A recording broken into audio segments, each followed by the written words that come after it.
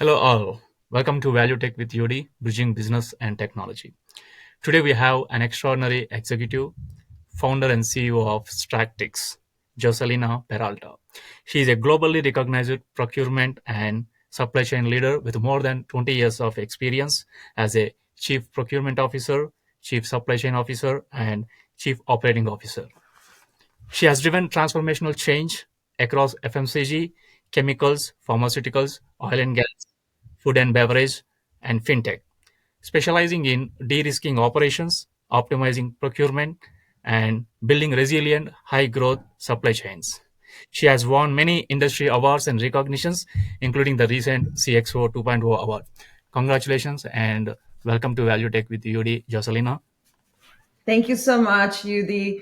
It's great to be here. Thank you for having me. It's such an honor, and such an honor also to have this conversation and share with your viewers and with the platform a little bit about my story, and also to so many topics, interesting topics based on what is happening today. So I'm excited to engage in this conversation with you. And of course, I'm also a big fan of what you've done, your content, and it's thrilling to be here with you tonight.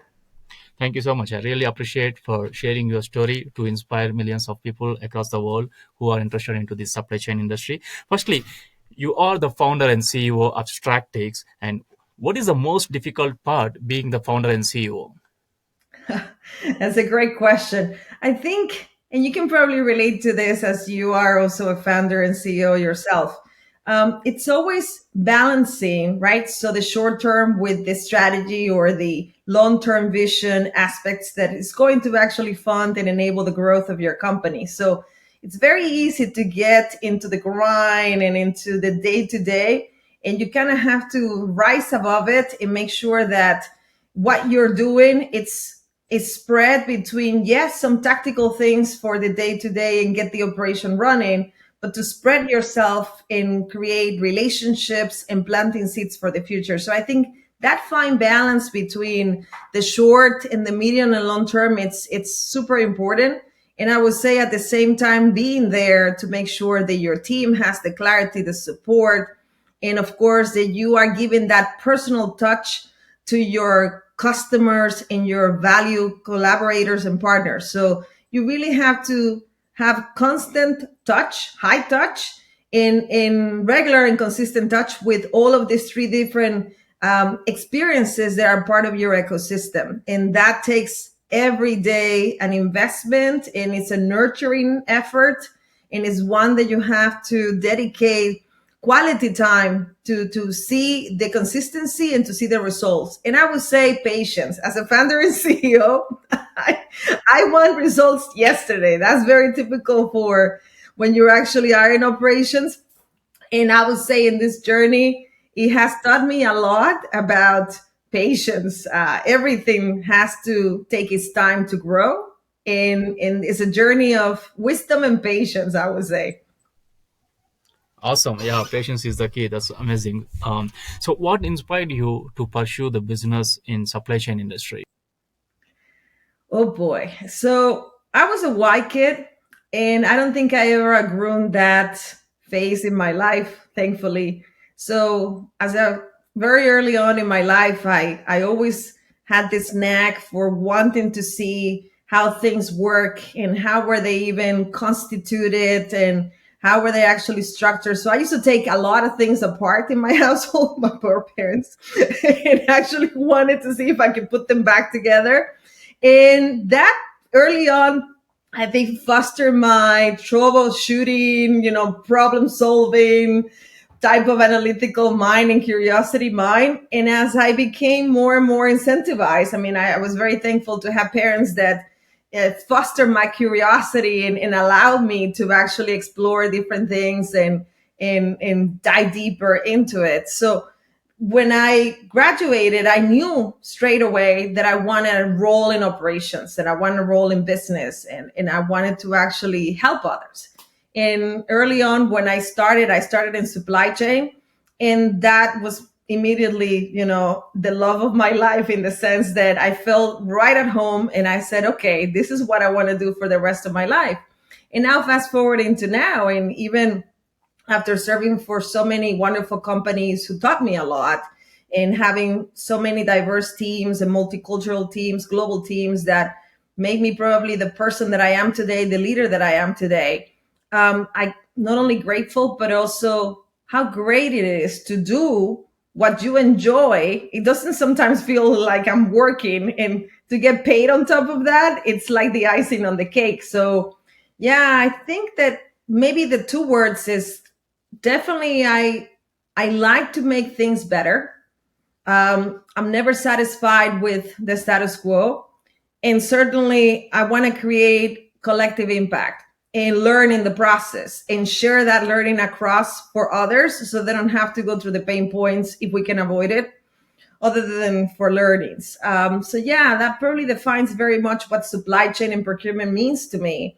There is always constant evolution, changes, expanding that frame and making sure that you make things better than you found them. So that's why it was such a perfect fit with who I am as a person, as a leader, but also what means in terms of creating impact. That's awesome. You get paid to do for what you love to do. That's amazing. I get paid to do what I love. That's interesting. That should be everyone's dream. Yeah, I love it.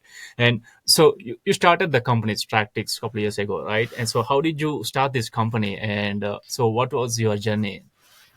So honestly, it was an impulse. I had to. It's not an easy decision because when you are a corporate exec and you're getting paid well, right? So you always postpone and postpone and postpone, like for later. It's gonna be another time. And quite honestly, I said, you know what? It's either now or it's not gonna be ever. And you just have to pull the plug. And honestly, it's a leap of faith that you're betting on yourself and you're saying, okay, it's all going to be okay. We have this false sense of security that when you work for a bigger corporation, the mothership, let's say, that it's going to be forever. In reality, there's no guarantee, right? So that job is going to be there for you all the time. So, but it is this sense of security that since you're working for a bigger brand, established brand, there is a legacy aspect of it that somehow it gives you a sense that you are in a secure environment.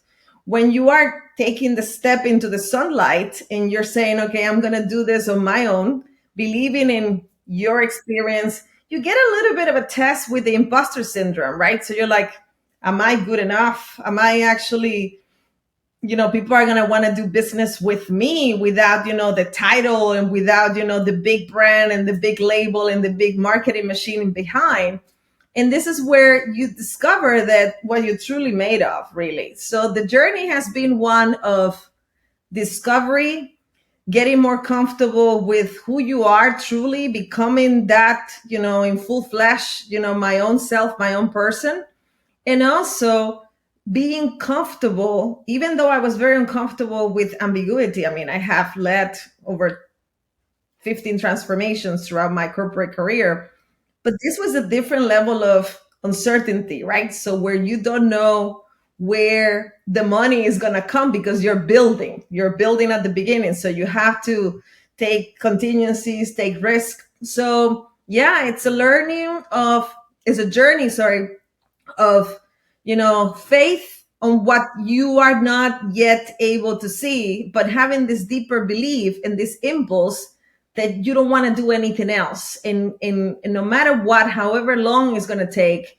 there's no other choice but to make it work, and to make it work not only for you because you have yourself to count on, because you have other people that are depending on you, which is your team, your family, and then that keeps me motivated and fuel every day. So it is, and it's very satisfying. I would say this now that I'm in year two. The first year is usually the hardest.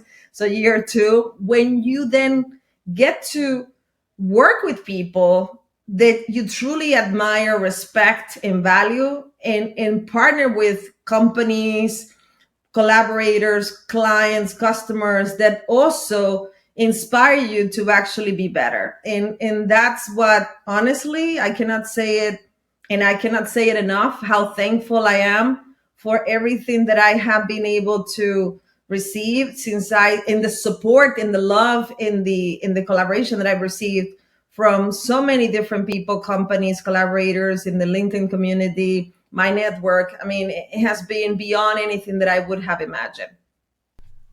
That's great, inspiring. And from the last few years, during after the COVID, during the COVID, and even after that, so the economy is in upwinds, right? So, do you think is this the right time to start a business? Because I hear this all the time from the people. Why are you doing this? In this time, why are you doing this? So, what is your answer for that? I think there's never going to be a perfect time, right? So you have to make your own luck to a certain degree. And this is not for the fainted of heart. You have to have the stomach for it, which means that it is a risk, but it's a calculated risk, no less. And it's a risk that you have more control that you actually give yourself sometimes credit, right? Because the more that you are actually meeting, engaging with people, being in the room, being in many rooms where discussions, conversations, and decisions are happening is part of the key.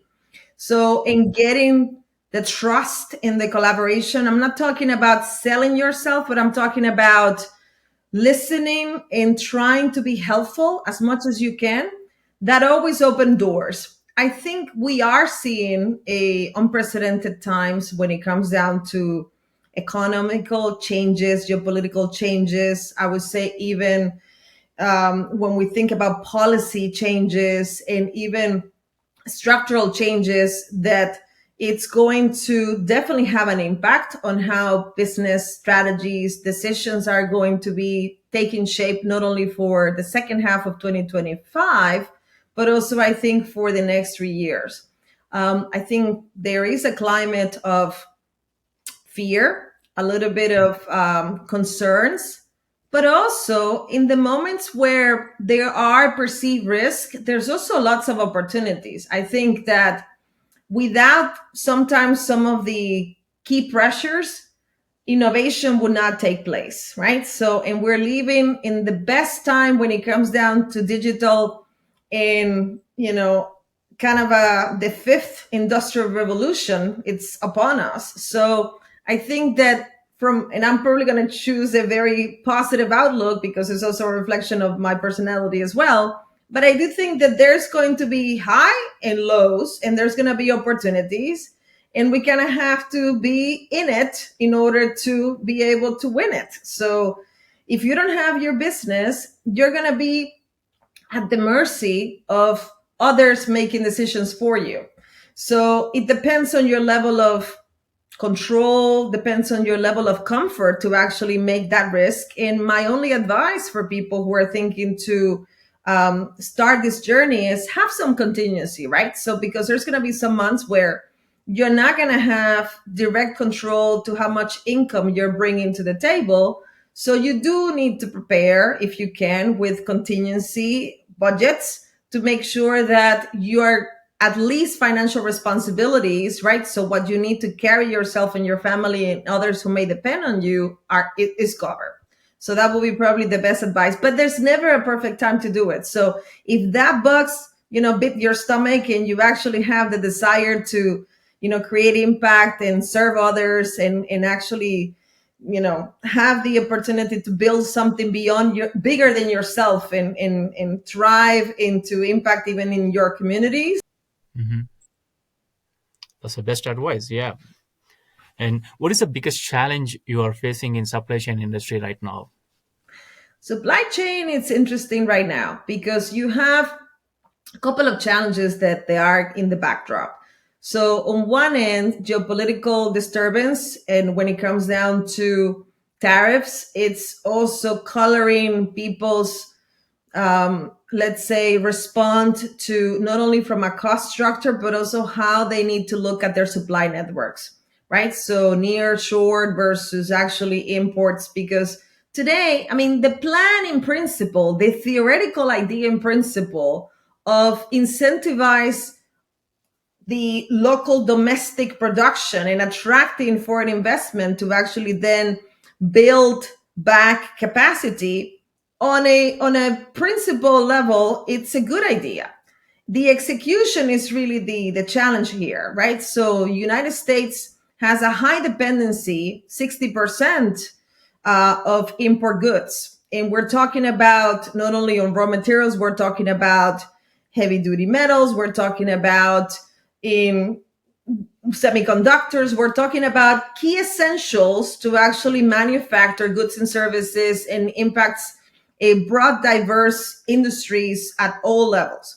So it's not something that you can do in 1 year. You have to really create the infrastructure and incentivize with policy, with partnerships really across many different aisles and across countries to actually create a different ecosystem, because this was also by choice. Many years ago, back in the 90s, we decided to outsource to the East to actually do this. And to reverse that is not something that you can do in instantly, right? So if for the most sectors, manufacturing sectors, right? So inflation is a real problem. And let's take the example of eggs. You will think, okay, eggs, only food and bev, but it's a byproduct, and the alternative disposition value for other industries also impacts. So it's a key component for blending, for formulations, for recipes, not only impacting food and bev, but even other industries. So it's always a ripple effect, and looking at that ripple effect, how many are impacted? And then you add the color of the tariffs, you add the color also with generational changes, and then you add on top of that the technology advancements and how companies not always are set up to actually onboard new technology, upgrade, upskill, and also have a digitization technology strategy or plan. So you're going to have a combination of the perfect storm, depending on how companies are looking at it.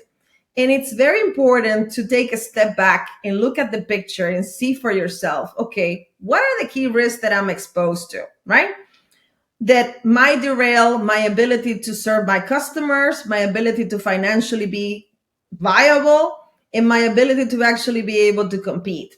And I would say, as much as you can, take pressures off and trying to keep it simple, right? And what is within your control. And then reach across the aisle with your partners and with your teams to make sure that that foundation is solid, and the name of strategies that they were fixed for like a year and then people review it biannually, it's no longer the name of the game. You have to be able to pivot. You have to be able to review within short frequency. So we're talking maybe quarterly at best, because the picture is so dynamic and it's changing so constantly. Nowadays, even last week, we had the back and forth with the tariffs, for example, right? So companies were not know what to do. And then once you have the goods already in the water, if it's going to be impacted, not going to be impacted. So my recommendation for it's, you have to be constantly looking externally for information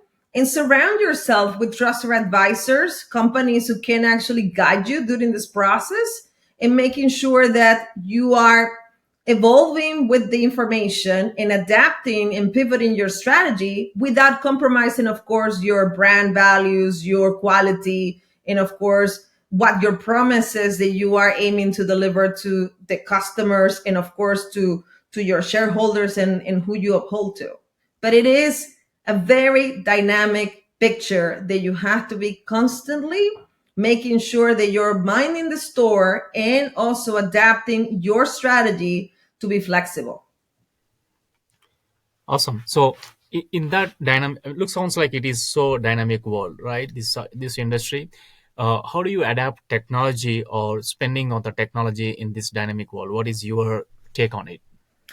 Well, I'm a big fan of artificial intelligence, and honestly, it should be seen as a complement and not as a threat. And I think it's interesting because the way that it's been introduced, I think it did a disservice on how it should be received, because there's a lot of companies who publicize their layoffs of reduction, right size of the workforce in favor of investing in digitization or digitization strategies. And this has a negative connotation of what AI, ML, or anything that is may enhance the operational effectiveness may come into play. In reality, it's an upgrade when it comes down to better analytics and real-time information, which should enable faster and better decisions. So aquí the thing that needs to be probably understood is that it depends on your data, in your governance, and also in your basic fundamentals on how you're structured, right? So not every company at every level needs to have the same level of digital strategy, right? It doesn't need all the bells and whistles either, right? So it depends on how you are set up, what type of legacy systems do you have. And I would say, more importantly, you need to have a good understanding of your data quality. So in this particular case, I think people are overwhelmed with the idea and enthused with the idea that they need to have everything in order to be able to compete. But if you don't have the basic fundamentals, which is good quality data, good process understanding, good understanding of how you run your business without the technology enhancements, then you may actually add more damage than good, depending on which direction that you take. So, and I would say, and build the right business cases, right? So when you are evaluating an IT provider, a software application, or whether if it's an AI application that is going to marry and integrate, whether if it's blockchain technology, anything that is going to integrate with your legacy system, build and do the test cases. Give to your software providers, to your IT providers, enough data, control data, so then they can actually test and learn. So then that way you can specify the scope of what is it that you're trying to do. And of course, do it in phases, and gradually you continue to add and evolve and do it in a very intentional ecosystem. I think oftentimes, and this is interesting, when we go back, AI has been around for more than 40 years. People forget.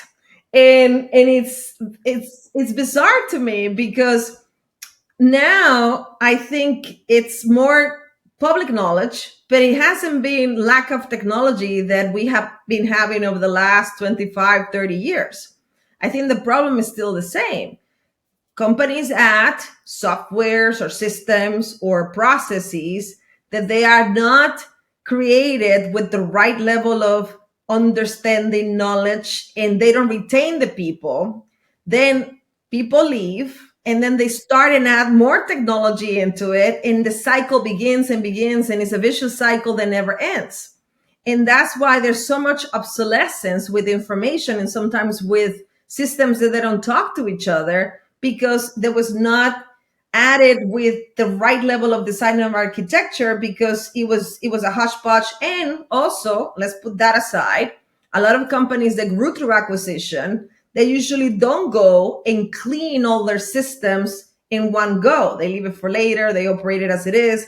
So you end up with having different reasons why organizations have hybrid systems, hybrid data sets, hybrid levels of understanding. And of course, they like to blame the IT folks because it's easier, right? So blame it on the IT folks, and then they actually are not the ones delivering on their value that they're promising. So I would say that technology is here to stay. It's a good thing that we have now more access to decentralized technology, with chat, with so many different avenues there. So I think that that's a plus. That's not a negative.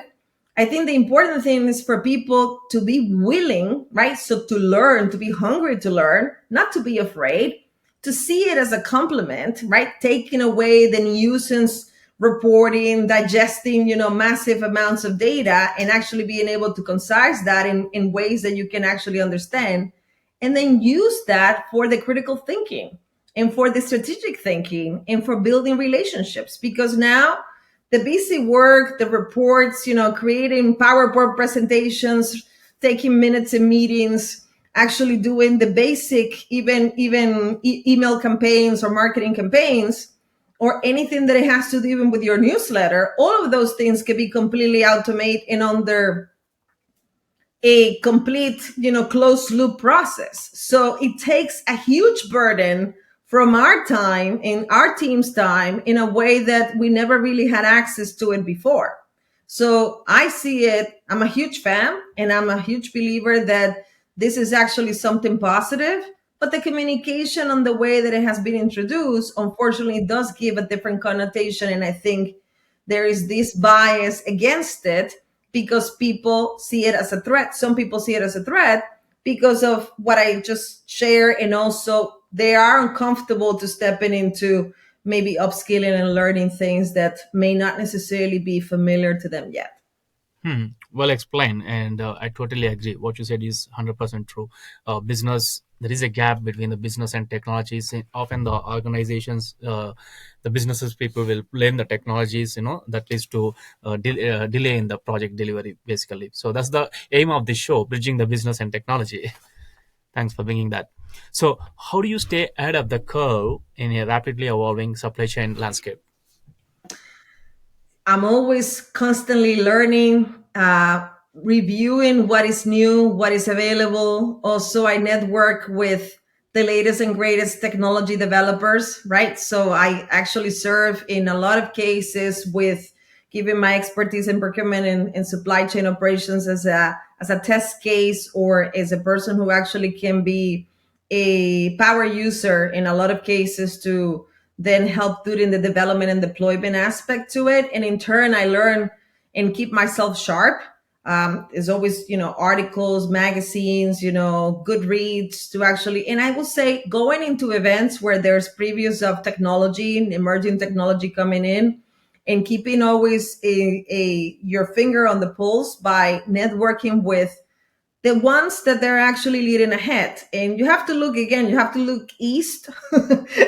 I would say it's not necessarily happening always on the north, although there's a high level of stakes and competition when it comes down to AI. And AI is now going to be a very macro leading indicator when it comes down to economy and macroeconomy. But I would say the East still has advantage over the West.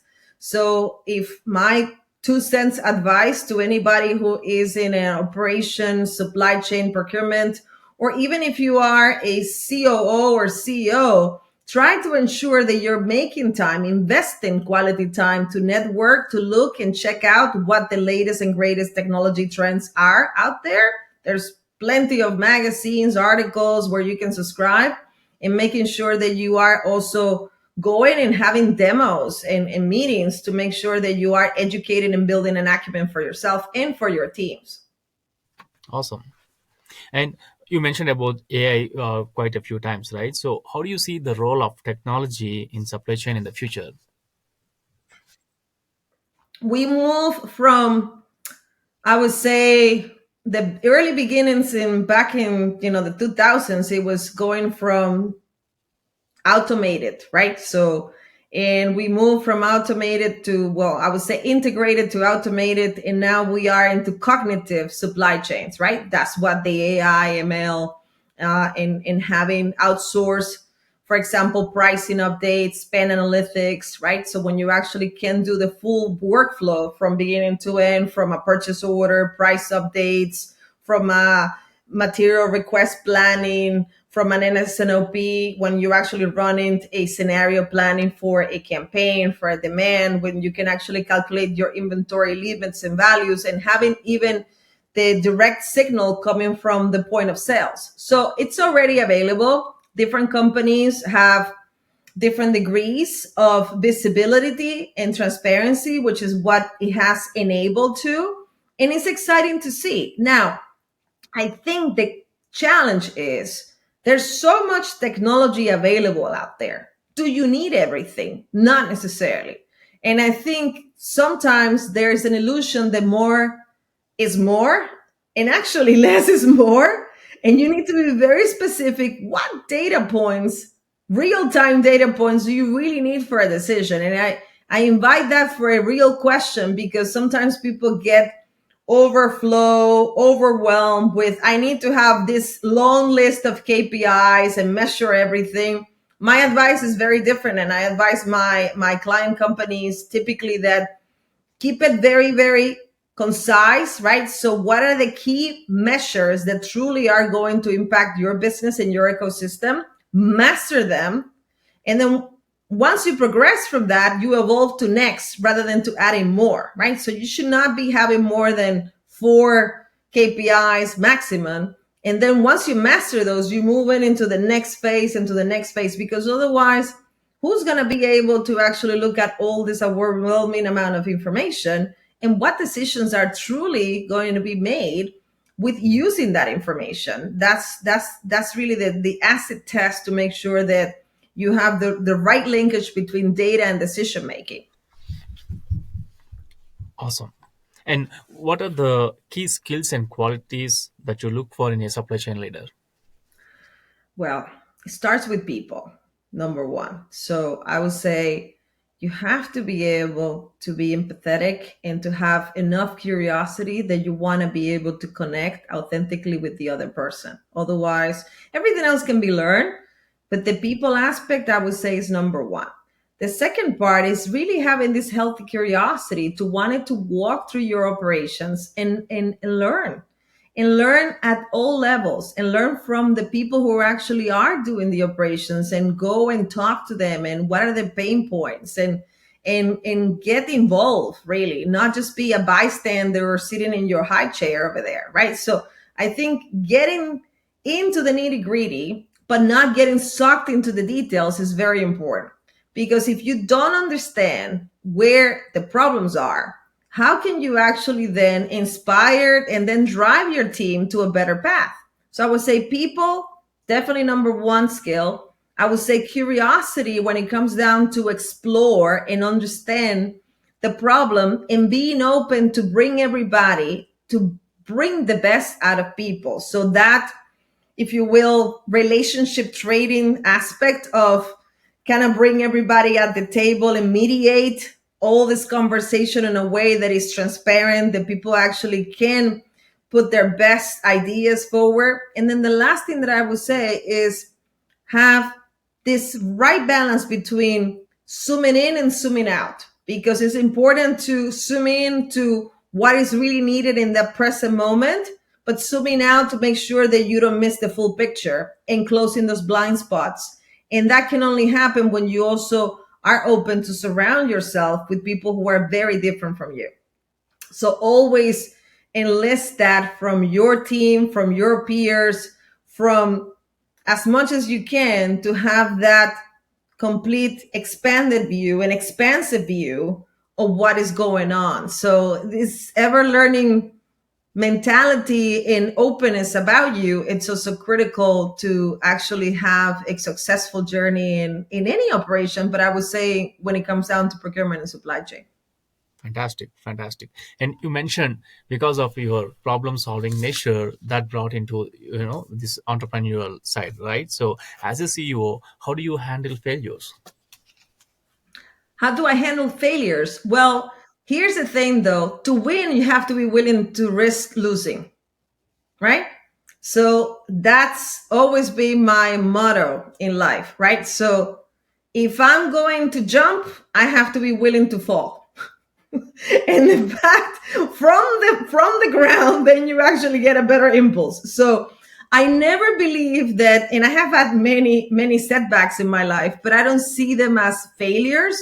I see them as a lesson that needed to be learned. Sometimes it's not in the most, preferred way, because it can be, a little bit challenging at times to deal with, but you never forget it, and then you master that, and then you move on. So I see it more as part of the growth process, and you cannot grow if you are in the comfort zone. The growth never happens there. It happens when you actually are willing to be stepping out of your comfort zone. In order to do that, that means that you're going to go to territories, to areas where you don't know everything, and the likelihood that you're going to get it right the first time is low. Very low. So the more that you stumble, the better the process is the next time around. And I encourage my team to do the same, because the issue is not, some people call it failure, but I call it, getting the practice to actually get better, right? So, and it's how do you respond to it? That's what really matters at the end of the day. So if you fall, You may cry a little bit, you pick yourself up and then you keep going. So it's no different than when you actually have a mistake happen in a process or in a situation. You go and correct it and take accountability for That's excellent.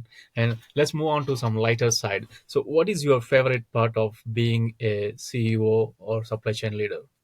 it. Definitely, it's interesting because it caused me to actually see myself, and I'm still, evolving in that picture. I would say the first half I will answer that differently. The first half of my career, it was about learning, and it was about building a name and a reputation, right?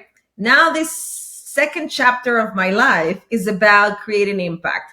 So I think what excites me the most about now being in this type of role is that I get to actually shape younger generation when it comes down to share my lessons, share my story to hopefully inspire them.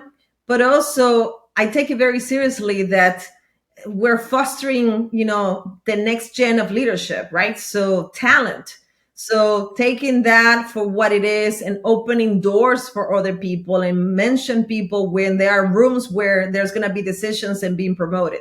The second aspect of that is really my clients, right? So there's nothing more satisfying when you hear the feedback from a client says, hey, I really like that approach, or my team really enjoy engaging with your team, or that meeting that you guys led, was so positive, or we learned this, or we had this aha moment, and they give you that feedback. That makes my week, makes my day. I mean, because I wouldn't be where I am without my customers. So to hear positive acknowledgement that what we do matters to them and it creates a positive impact for them, that to me means the world. And then the last thing is to be able to help others. I received so many people that took a chance on me when I was in my corporate career. I looked very, very young when I was actually in my 20s. I probably looked like I was a teenager. And I remember the first time that I was hired by a fast consumer goods company, I had so many jokes where people say, "Are you legal to work?" So a lot of people took a lot of risk because I looked so young, and of course they didn't know whether I was going to have the tough skin to actually be able to make it in a very heavily male dominated industry, especially when we're talking about operations plans and manufacturing and so on. So I said all of that to say that I never forgot that I wouldn't be where I am if there wasn't leaders and mentors who actually took a chance on me. So I owe it to pay it forward and take chance on people because let's face it, we're not recruiting people that may have a long resume. We're looking for people who can be coached and people who have the hunger to actually learn. And then that's half of the battle. And then the rest is for us to make sure that we guide that and do that with love, impact, and with the willingness to promote, because that's what is going to be the legacy. So creating that legacy, I think, is what excites me the most about where I am. But ultimately, it's all about the people. That's what I'm enjoying at this point. It's fantastic. Good to know. Creating the legacy is the most interesting part. I really appreciate that. And how do you balance the work and personal life? Oh, I'm a recovered workaholic. I used to work 18 hours because going back to, as I said at the beginning, sometimes it doesn't feel like work, right? So it's fun for me. So I get very immersed in projects in what I'm doing. And now I have, with age, the wisdom and the discipline that come into play, because you have to recharge in order to be able to give this energy back to your team, to your clients, to your partners, right? So I make now on purpose. I'm a meditational practitioner over the last 10 years, which really did wonders for me because I was always restless and had this nervous energy about me. Where now I have my quiet moments where I actually go into nature and hiking. During COVID, I actually discovered nature. Nature, I mean, as a healthy practice to actually go and hike and do it more ritual, like habitually, or and do it more regularly. So yeah, I eat well, I sleep well, I make sure that I exercise. I also make sure that I foster my mind, my awareness, my spirituality, and I take good time and rest. So we play hard, we work hard, but we also have fun.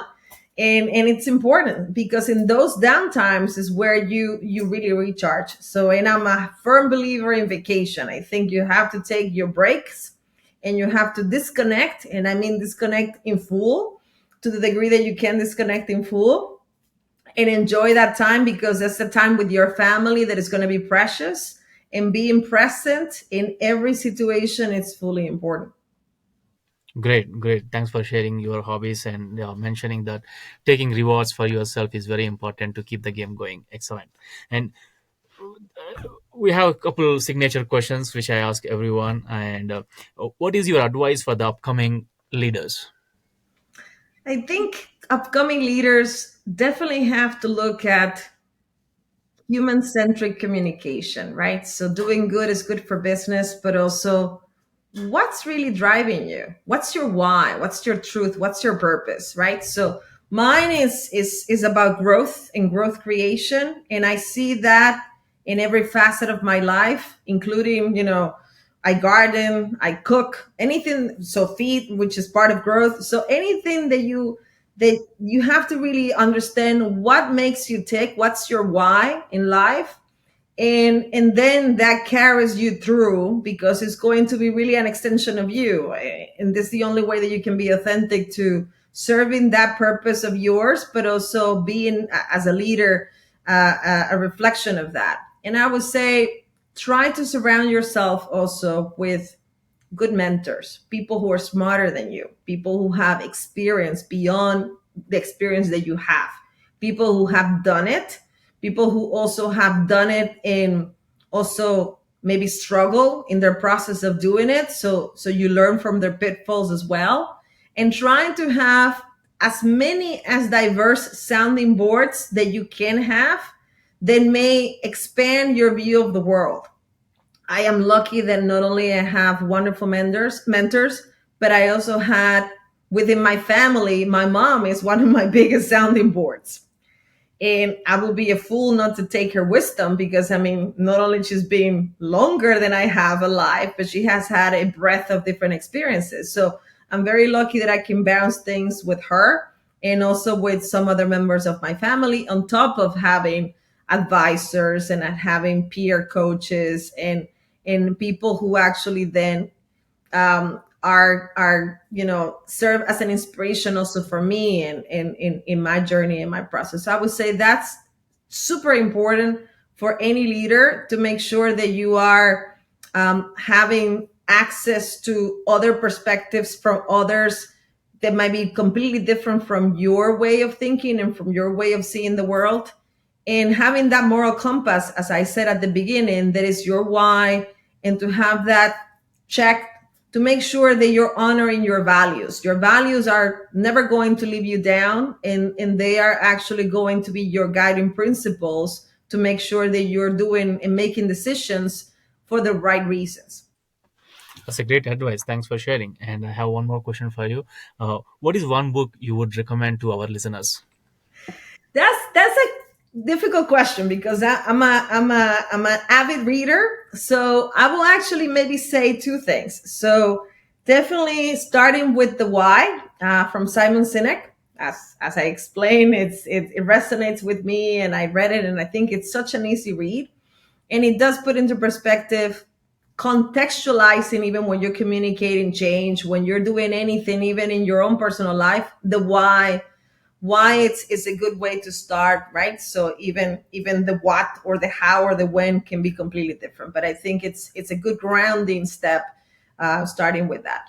I would say I love Marshall Goldschmidt, who actually wrote, "What Got You Here Will Not Get You There," because to me it signifies evolution, and that's the only constant that we're ever going to have, right? So we always have to change to adapt, because if you don't, you die. So I would say those are two of my favorite ones that I will highly recommend, because they do kind of comes from the different angles, but they do complement each other very well.